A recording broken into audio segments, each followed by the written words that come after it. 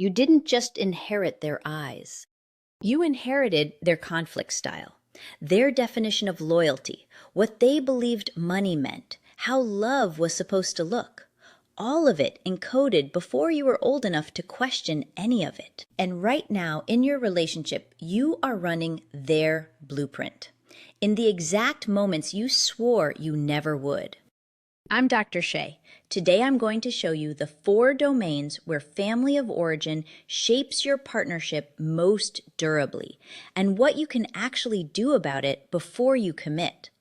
I'll tell you how R and S's story ends.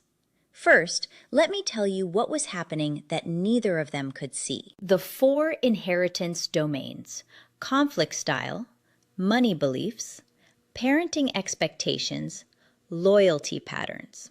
These are not personality traits. They are behavioral scripts handed down through observation before you had the language to analyze them. Conflict style. Was conflict in your family loud? Resolved loudly, but resolved?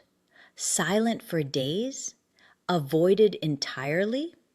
Your default response when tension rises in your adult relationship is not a personality trait. It is a learned script. And the dangerous part, couples often have complementary styles. One pursuer, one withdrawer. This feels like balance in easy seasons. Under sustained pressure, it becomes a cycle neither person knows how to interrupt. Money beliefs, not how much you had, what money meant. Was it safety, shame, freedom, control? 2 financially responsible people can have a shared bank account and 2 fundamentally different relationships to money because money meant something completely different in the families they came from. Parenting expectations. Most couples defer this conversation. I'd argue it's the one with the longest consequences if left unexamined.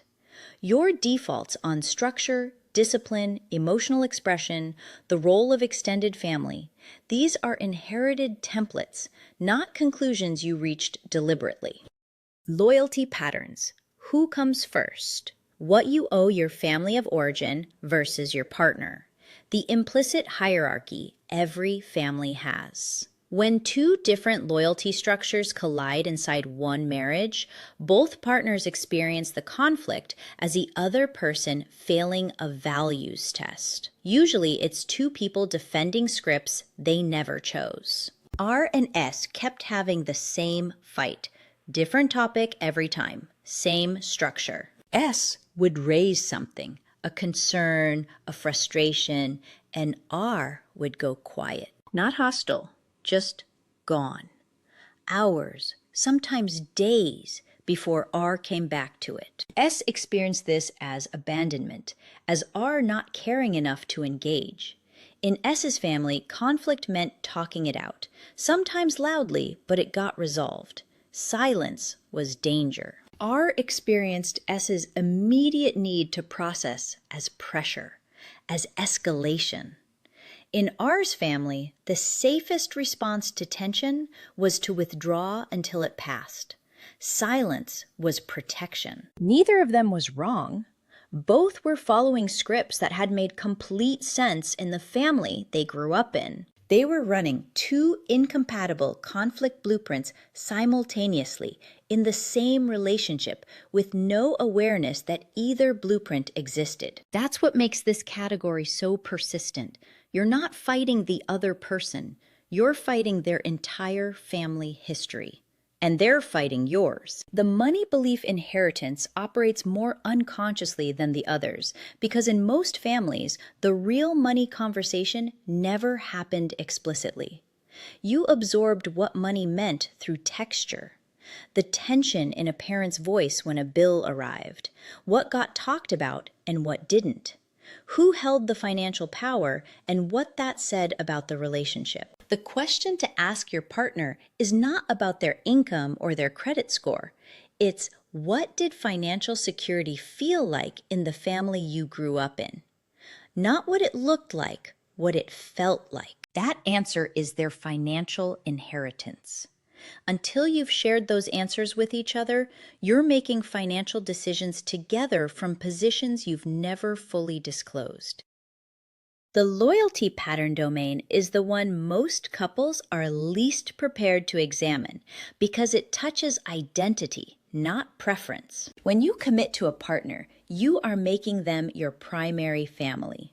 This doesn't mean abandoning the family you came from.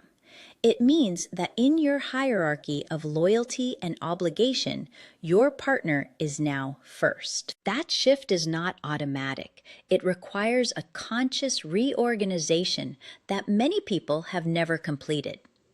And the clearest sign it hasn't happened? When conflict arises between your partner and your family of origin, and you reflexively side with family, not because you've thought it through, but because the older loyalty script runs deeper than the one you're still building. Here's what I hear most often when I cover this material. My family was fine. We didn't have any of those issues.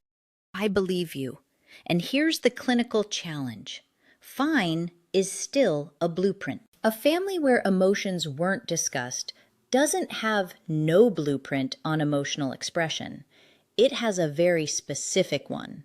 Emotions are private, asking for support is weakness, processing happens internally. A family where conflict was avoided doesn't have no conflict style. It has a conflict style of avoidance. Fine means the transmission was quiet. It does not mean the transmission didn't happen. This is not about blame. Your parents gave you what they had, but you are the only one who can choose what to carry forward and what to set down. And you can only choose what you've first seen clearly. R and S didn't fix the conflict pattern overnight, but once they named it, the dynamic had a different texture. R could say, I need time, I'll come back to this, and give a specific time. S could say, I can hold that, but I need to know we're coming back. The resolution sequence finally had structure. That's the relationship inheritance map. 4 domains, 4 questions, 1 conversation that opens something most couples never touch before they commit. Link in the description. Love connects you. The blueprint protects you.